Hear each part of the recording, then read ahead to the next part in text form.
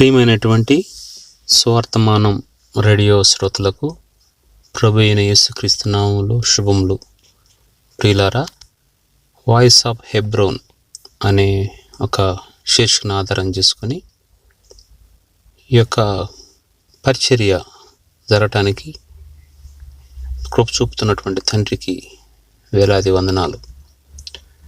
మరి ముఖ్యంగా ప్రభువు తన యొక్క మెండైన కృప ద్వారా ఈ పరిచర్యను కొనసాగిస్తూ ఉన్నాడు. ఈ హెబ్రోను స్వరము ద్వారా అనేక మంది ఆత్మీయంగా మేలు పొందుతున్నారని తలస్తూ ఉన్నాము. కనీసం ఒకరు విన్నా కూడా, ఒకరు ఆత్మీయంగా మేలు పొందినా కూడా అదెంతో గొప్ప విషయం. కాబట్టి ఈ దినాన కూడా ప్రభు మనతో మాట్లాడాలని ఆశపడుతుండగా చిన్న ప్రార్థన ద్వారా ఆయన యొక్క సహాయాన్ని కోరుకుందాం. కృపగల దేవా, నమ్మకమైన తండ్రి, సమయాన్ని దీవించండి, ఆశీర్వదించండి. ప్రభువా, మీరు మాత్రమే ఘనమైన కార్యాలు చేయగలుగుతారు. సర్వ శరీరులకు దేవుడు నేను, నాకు అసాధ్యమైనది ఏదైనా కలదా అని అన్నారు. నైనా మీకు అసాధ్యమైనది ఏమీ లేదు. సమస్తమును చక్కగా చేసి సాధ్యపరిచే దేవుడు. నైనా మీ యొక్క ఉన్నత ఉద్దేశాలు, మీ యొక్క తలంపులు, మీ ప్రణాళిక అన్నింటిని బట్టి వందనాలు. ఈ సమయంలో నాతో మాట్లాడండి. మీ యొక్క మెల్లని స్వరం మాకు వినిపించండి. వినగలిగే చెవుల్ని, గ్రహించగల హృదయాన్ని మాకు అనుగ్రహించాలని కోరుకుంటున్నాం. యేసు నామములో ప్రార్థించి వేడుకొంచున్నాం తండ్రి, ఆమేన్. ప్రియులారా, ఈ దినాన ప్రభు ఒక ప్రత్యేకమైన రీతిలో మనతో మాట్లాడాలని ఆశపడుతూ ఉంటున్నాడు. చాలామంది అనుకోవచ్చు, మనము చాలా గొప్పవారమి, మనము చాలా పరిశుద్ధులము, మన జీవితాలు అద్భుతమైనవని. ప్రభువుని అంగీకరించిన తర్వాత ఆ జీవితం అద్భుతమే. ప్రభువుని అంగీకరించిన తర్వాత వారు పరిశుద్ధులే. ప్రభువును అంగీకరించిన తర్వాత వారు ప్రభు కొరకు జీవించటానికి అనేక విధాలుగా పాటుపడుతున్న వారే. ప్రభువును అంగీకరించిన తర్వాత వారు ప్రభు రాకడను ఎంతో ఆసక్తిగా ఎదురు చూస్తున్నవారే. ప్రభువును ప్రభువును అంగీకరించిన తర్వాత వారు నేర్చుకుంటున్న వారే ప్రభు యొక్క పాదాల దగ్గర కూర్చొని. సో కాబట్టి ప్రభువుని అంగీకరించిన తర్వాత చాలా. ప్రభువుని అంగీకరించడానికి ముందు మన జీవితాలు ఎందుకు కూడా పనికిరానివి, ఏ యొక్క ప్రయోజనం లేదు. సో అటువంటి జీవితాలను జ్ఞాపం చేసుకున్నాడు ప్రభు. నువ్వు ఈ లోకం వరకు ఉన్నావు, కొంతమందికి ఉపయోగకరంగా ఉండవచ్చు, కానీ క్రైస్తవ జీవితము పరలోకానికి సంబంధించింది. ఆ రానున్నటువంటి ఆ రాజ్యం కొన్ని సంబంధించింది. ఈ లోకము అనేది మనల్ని సిద్ధపరిచేది. ఈ లోకంలో మనం గడిపే సమయం ప్రిపరేషన్, సిద్ధపాటుతో కూడినది. ఇక్కడ ఆ రానున్న రాజ్యంలో ఉంటుకై మనము సిద్ధపడుతూ ఉంటాం. ఏం చేయాలి, ఏం చేయకూడదు, జీవితంలో ఏం ఉంచుకోవాలి, ఏం ఉంచుకోకూడదు, ఇవన్నీ కూడా ప్రభు మనకి నేర్పిస్తూ ఉంటాడు. పరిశుద్ధాత్మ సహాయం ద్వారా మనం నేర్చుకుంటూ ఉంటాం. పరిశుద్ధాత్ముడే మనకి నేర్పిస్తూ ఉంటాడు ప్రతిదీ కూడా. అయితే ఈ సమయంలో మనము ప్రభువును తెలుసుకోకముందు మన హృదయాలు ఎట్లాగా ఉన్నాయి అంటే, హృదయం యొక్క క్యారెక్టర్ గురించి చెప్తున్నాడు. తెలుసుకున్న తర్వాత కూడా అనేక సార్లు ఈ విధంగా అవటానికి అవకాశాలు ఉన్నాయి. సో ఏం సెలవిస్తామంటే, ఇర్మియా గ్రంథం 17వ అధ్యాయం 9వ వచనంలో, హృదయము అన్నిటికంటే మోసకరమైనది, అది ఘోరమైన వ్యాధి గలది, దాన్ని గ్రహించగలవాడేవాడు. ఇప్పుడు హృదయం ఉంది, ప్రతి ఒక్కరికి హృదయం ఉంటుంది. ఆ హృదయం గురించి చెప్తూ ఏమంటున్నాడంటే అదంట మోసకరమైందంట. మనకి ఆ విషయము ఎంతమంది తెలుసో తెలియదు, కానీ హృదయము మోసకరమైంది. అది ఘోరమైనటువంటి వ్యాధి గలది, ఘోరమైన వ్యాధి గలది. దాన్ని గ్రహించగలవాడేవాడు? ప్రశ్న. ఎవరు గ్రహించగలుగుతాడు అంటే ఇక్కడ 10వ వచనంలో అంటాడు, 11వ వచనంలోనో 10వ వచనంలో, ఒకని ప్రవర్తనను బట్టి వాని క్రియల ఫలము చొప్పున ప్రతీకారం చేటుకు యెహోవాను నేను హృదయమును పరిశోధించువాడను, అంతరింద్రియములను పరీక్షించువాడను. ఇప్పుడు హృదయంలో ఏముంది అనేది ఎవరో తెలుసు అంటే ఈయనకే తెలుసు, ప్రభువారికి. ఎందుకంటే హృదయమును పరిశోధించువాడండి ఆయనే, అంతరింద్రియములను పరీక్షించువాడను అని అంటా ఉన్నాడు. హృదయాలను పరిశీలించే ఆ మాట చెప్పాడు, అంతరింద్రియాలని పరిశీలించే ఆ మాట చెప్పాడు. ఏమని? హృదయము అన్నిటికంటే మోసకరమైంది, అది ఘోరమైన వ్యాధి గలది. అన్నిటి గురించి ఎవరో తెలుసు? దేవునికి తెలుసు, నీకు నాకు తెలియదు. అన్నిటి గురించి తెలిసిన ఆయన, అన్ని కాలాల్లో ఉన్న ఆయన, అన్ని తరాల్లో ఉన్న ఆయన ఆయనే. అందుకని ఆయన సాక్ష్యం ఇస్తూ ఉన్నాడు, ఈ హృదయం అనేది అన్నిటికంటే మోసకరమైంది.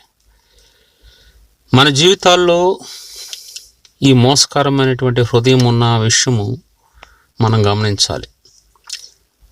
ఈ హృదయం ఎక్కడుంది? ఎక్కడో కళ్ళ దగ్గర లేదా తలలోనూ ఏం లేదు, ఇది మధ్యలో ఉంది, మధ్య భాగంలో ఉంది అనుకోవాలి, దగ్గరగా. ఈ యొక్క హృదయము ఏదో ఆలోచిస్తుందో అది కొన్నిసార్లు చాలా హేయంగా ఉంటుంది, కొన్నిసార్లు మంచిగా ఉంటుంది. అంటే ప్రభు ఇక్కడ అది ఎంత హేయమైందనేది చాలా మంచిగా వివరిస్తూ ఉన్నాడు. ఘోరమైన వ్యాధి కలదంట.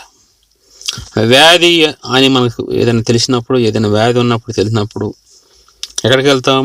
డాక్టర్ దగ్గరికి వెళ్తాం. అలాగే ఈ హృదయాల్ని పరిశోధించాయన, అంతరింద్రియముల్ని పరీక్షించిన ఆయన యేసుప్రభు వారు ఆయన దగ్గరికి వెళ్ళినప్పుడు మనకున్నటువంటి రోగం గురించి తెలుస్తుంది అన్నమాట. ఆ రోగానికి కావాల్సినటువంటి మందు ఆయన ఇస్తాడు. శారీరకమైనటువంటి రోగాలకి, శారీరకమైనటువంటి బలహీనతలకు ఏ మందు వాడితే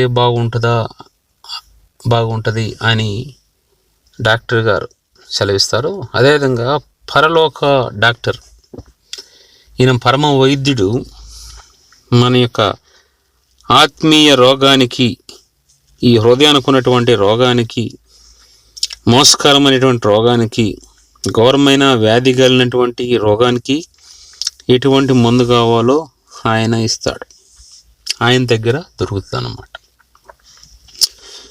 కాబట్టి ఎవరు కూడా అటువంటి వ్యాధి నుంచి ప్రభు సహాయం లేకుండా బాగుపడలేరు. దానికి క్యూర్ అనేది, దానికి నివారణ అనేది లేదు. ఆ విషయం గమనించాలి. ప్రభువుని అడుగుతున్నప్పుడు ప్రభు అనేక విషయాలు మనకి తెలియజేస్తాడు, చాలా విషయాలు తెలియజేస్తాడు. ఆయన మాట వింటే మనం గొప్ప కార్యాలు మనం చూడగలుగుతాం, మనము జయ జీవితం పొందిన వారంగా ఉంటాం. అదేవిధంగా ఇక్కడ మాట అంటాడు,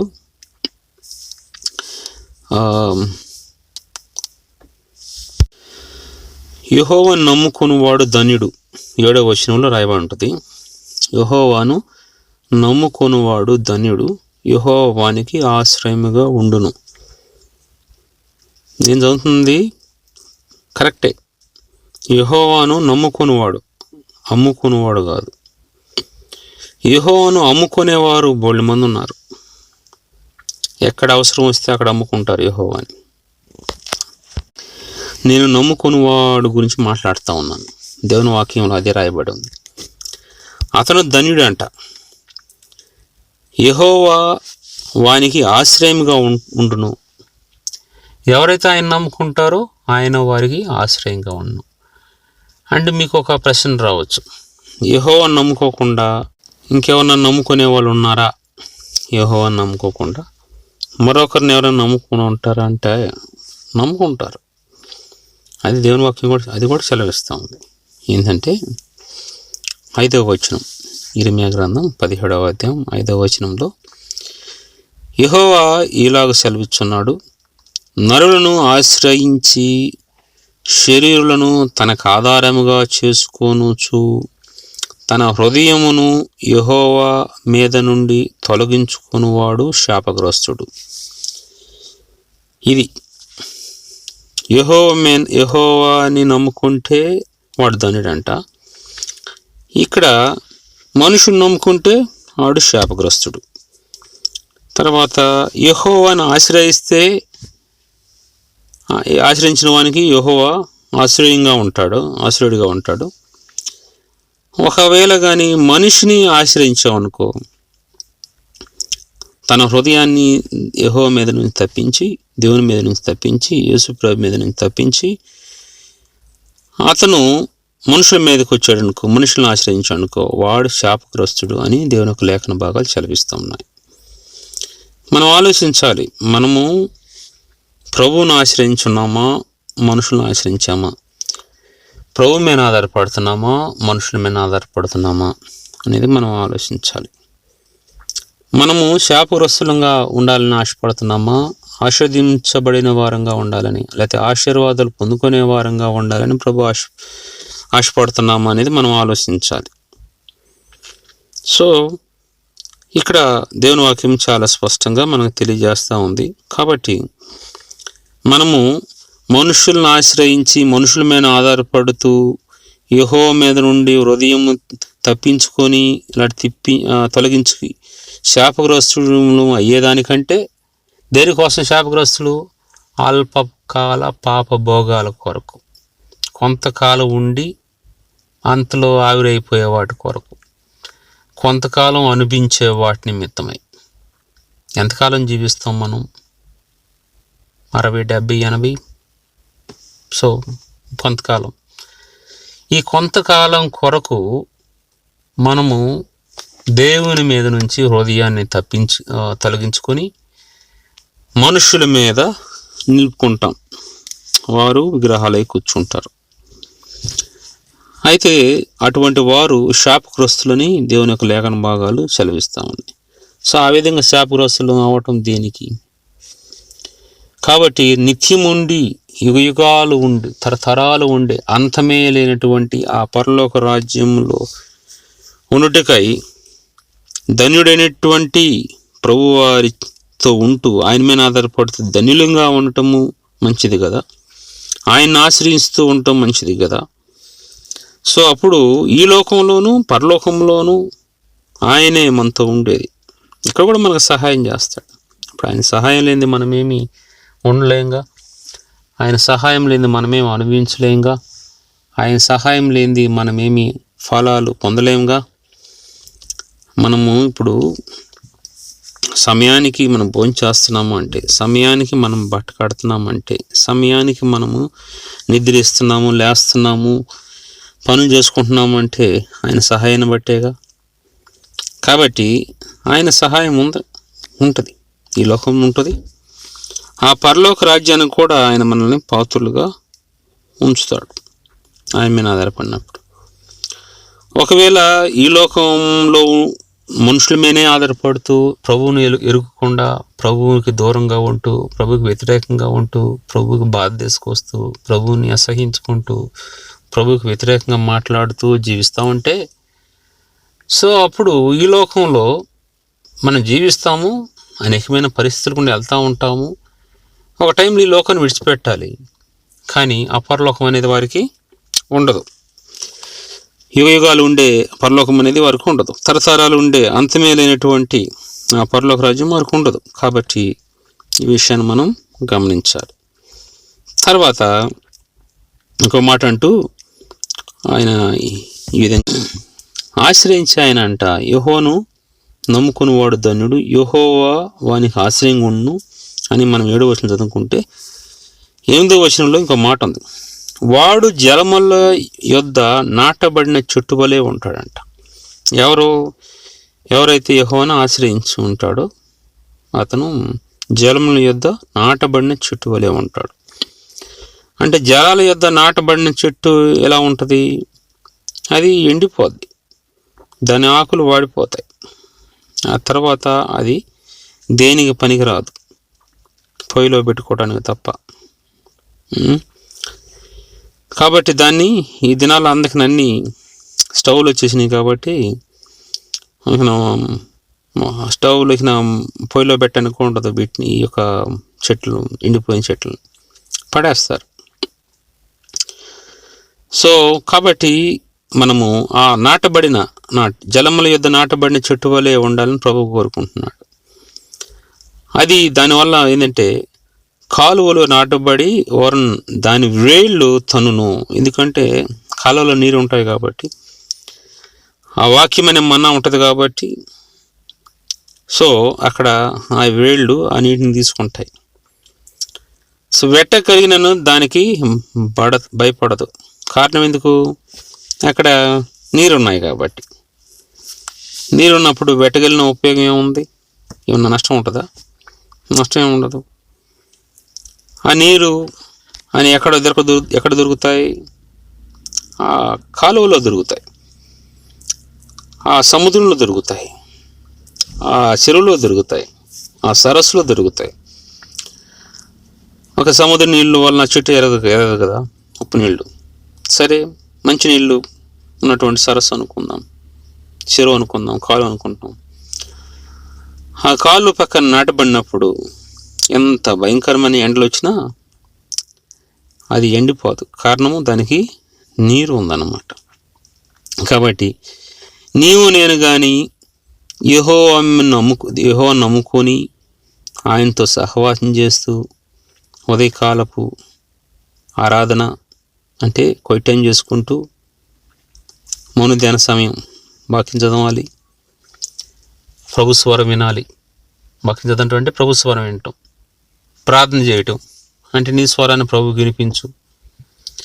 2-వే కమ్యూనికేషన్, 2 వైపులా వింటూ ఆ తర్వాత ఇంకేం చేయాలి? ఆయన సేవ పరిచర్య చేస్తూ ముందుకెళ్తూ ఉండాలి. అట్లా చేస్తూ ఉంటున్నప్పుడు అంటే దేవునితో సహవాసం చేస్తున్నావు కాబట్టి నువ్వు ఎక్కడున్నావు? కాలువల వారిని ఉన్నావు. కాబట్టి నీ జీవితంలో వెట్ట కలిగినను కొన్ని ఇబ్బందులు వచ్చినా, ఇరుకులు వచ్చినా, కష్టాలు వచ్చినా, నష్టం వచ్చినా, ఏం వచ్చినా కూడా భయపడు. కారణం ఏంటంటే ఆ వాక్యం అనేది నిన్ను ఆదరిస్తుంది, ధైర్యపరుస్తుంది. దేవుని సన్నిధి అనేది నేను బలపరుస్తుంది. ఏ విధంగా చెట్టుకి ఆ వేరికి నీరు అవసరమో, ఎప్పుడైతే అది నీటి కాలువలు ఎవరు నాటబడినప్పుడు ఆ నీటి ద్వారా దానికి వెటకెళ్ళినా కూడా ఎటువంటి ప్రభావం లేకుండా అది బ్రతికి ఉంటుందో అదేవిధంగా మనం ప్రభుతో సహవాసం చేస్తున్నప్పుడు ఎటువంటి వెట్టనే సమస్య వచ్చినా కూడా, ఎటువంటి సమస్య వచ్చినా కూడా నీ దృష్టిలో ఏది నువ్వు సమస్య అనుకుంటే, నా దృష్టిలో ఏ సమస్య అనుకుంటే, నీకు ఏది చాలా ప్రమాదకరంగా ఉందో అవన్నీ కూడా ప్రభు చక్కపరచగలుగుతాడు. అంటే నేను మీకేమి సమస్యలు రాకుండా ఉంటాయి, ఏ సమస్య కూడా మీకు రాదు అని అంటలేదు. సమస్యలు వస్తాయి, కానీ ప్రభువు దాని ద్వారా ఏ విధంగా బయటికి రావాలో మార్గం చూపిస్తాడు. ఆయన కృపగలిగిన వాడు, మనకి మార్గం చూపిస్తాడు. ఏ విధంగా మనం వాటిని జయించాలో నేర్పిస్తాడు. ఆ విధంగా చేసినప్పుడే మనము వేరే వారికి చెప్పగలుగుతాం.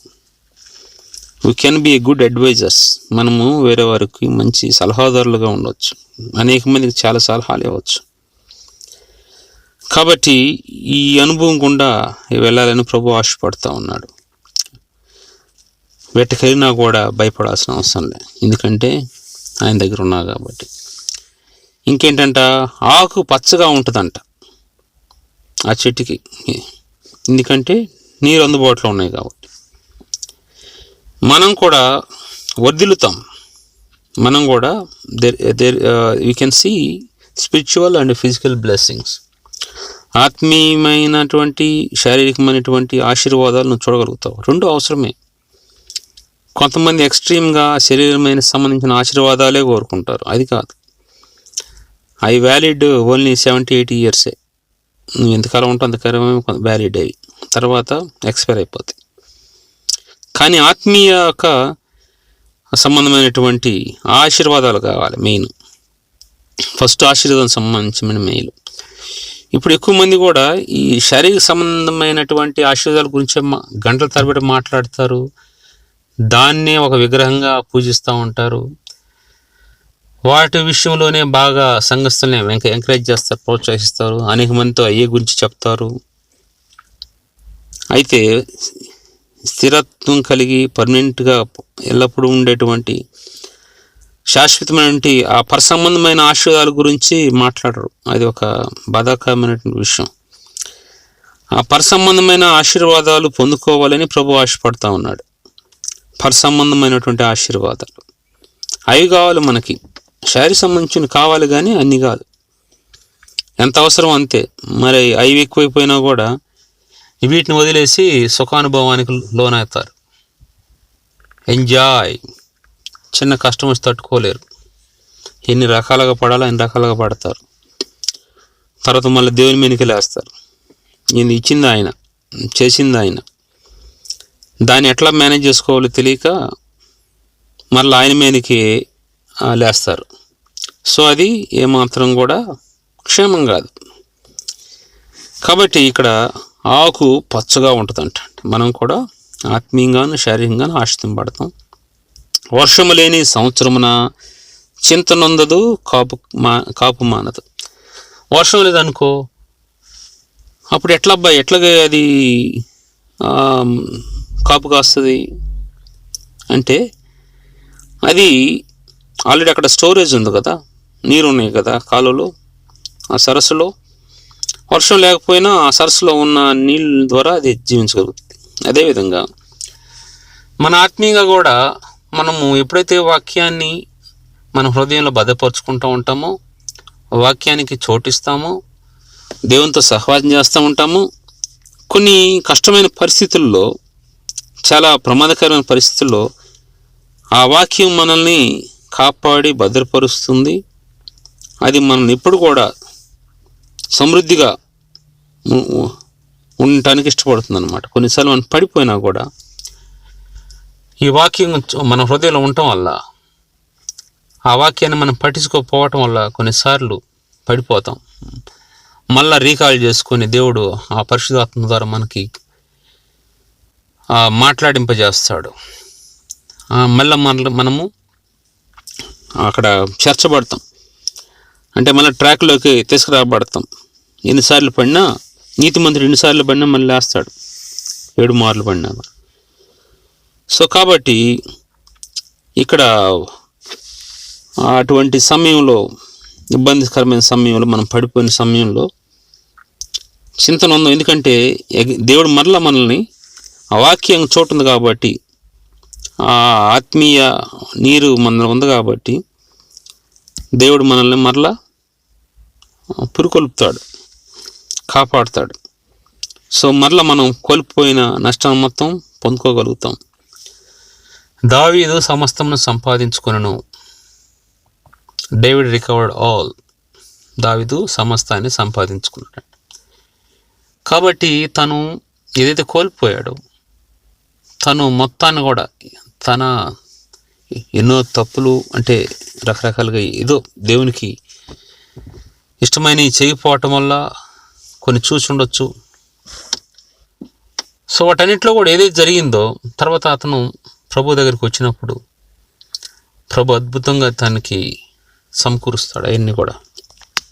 సో మన జీవితాల్లో కూడా అటువంటి కార్యాలు ఆయన మాత్రమే చేయగలుగుతాడు. అయితే అటువంటి కార్యాలు ఆయన చేయటానికి మనం అవకాశం ఇవ్వాలిగా.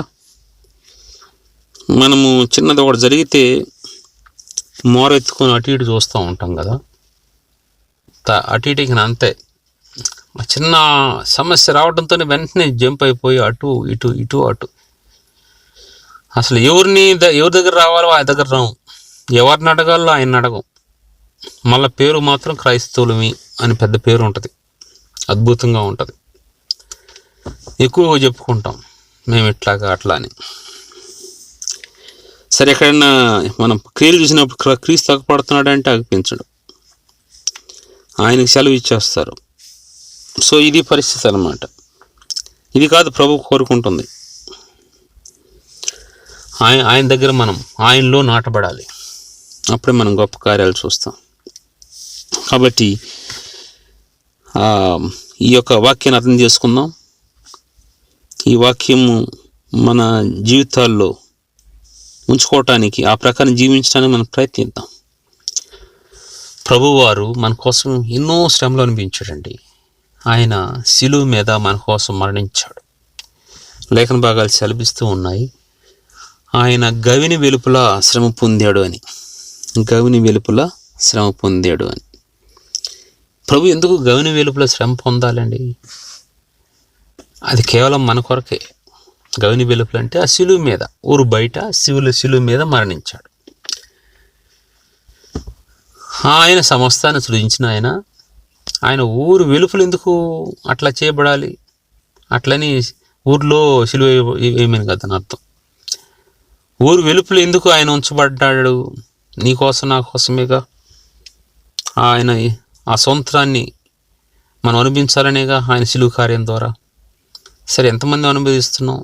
ఆయన అంత గొప్ప కార్యం చేసినప్పుడు ఎంతవరకు ఆయన తృప్తిపరుస్తున్నాం? మనం జ్ఞాపం చేసుకోవాలి, ఆలోచించాలి, ప్రభు దగ్గర రావాలి, ఒప్పుకోవాల్సింటే ఒప్పుకొని సరి చేసుకోవాలి. దేవుడి కొద్ది మాటలు దీవించి ఆశీర్వదించను గాక. చిన్న ప్రార్థన చేసుకుందాం. కృపగల దేవా, నమ్మైన తండ్రి, ఇంతవరకు మీరు మాట్లాడుతూ వచ్చిన ప్రతి మాటను బట్టి వందనాలు. మేము మిమ్మల్ని ఆశ్రయించిన వారంగా, మిమ్మల్ని నమ్ముకున్న వారంగా ఉంటూ సహాయపడండి. మా యొక్క హృదయాన్ని మీ మీద తప్పించకుండా, మనుషులను ఆశ్రయించకుండా సహాయపడండి. మరి ముఖ్యంగా మోసకరమైనటువంటి హృదయం, ఘోరమైనటువంటి వ్యాధి కలిగినటువంటి హృదయం విషయంలో నేను జాగ్రత్తగా ఉండటానికి ఆ వాక్యాన్ని ఆ యొక్క హృదయాన్ని ప్రభు యొక్క వాక్యం అనే ఎక్స్రేలో తీసుకొస్తూ ఆ ఎక్స్రే ద్వారా పరీక్షించుకుంటూ ముందుకు వెళ్ళడానికి సహాయం చేయండి ప్రభు. మాకు ఆలోచనలు చెప్పండి, ఎట్లా జీవించాలో నేర్పించండి. పడిపోయిన సమయంలో మీరు మమ్మల్ని లేవనెత్తు వచ్చారు, అందుని బట్టి వందనాలు. కృపగల దేవా, ప్రతి ఒక్క సమయాన్ని మీ గాయపడిన అసలుగా అప్పగించుకుంటున్నాం. వెతుబడిన వాక్యాన్ని ఫలింపులో తీసుకురండి, సహాయపడండి. మీ కృపగలను అస్సలుగా అప్పగించుకుంటున్నాం. ప్రభావ, మీరు మా జీవితాలకి ఎంతో విలువ ఇచ్చారు, మాకు తెలియట్లేదు చాలాసార్లు ఆ విలువ. అందుకని వ్యర్థం చేసుకుంటూ వచ్చాము. ఇంకొంతమంది ఇంకా వ్యర్థంగానే జీవిస్తున్నారు, వ్యర్థం చేసుకుంటూ ఉన్నారు. వారితో మాట్లాడండి, సహాయపడండి. యేసు నామములో అడిగి ప్రార్థించి గనుపరిచి వేడుకొంచున్నాం తండ్రి, ఆమేన్. ప్రియులారా, ఇంతవరకు మీరు వాక్యం విన్నారని మేము తలొస్తున్నాము. ప్రభు చిత్తం అయితే మరొకసారి కలుసుకుందాం. పరిచర్య గురించి ప్రార్థించండి, సహాయం చేయమని దేవుణ్ణి కోరుకుందాం. ఓకే, కలుస్తాం. Praise the lord.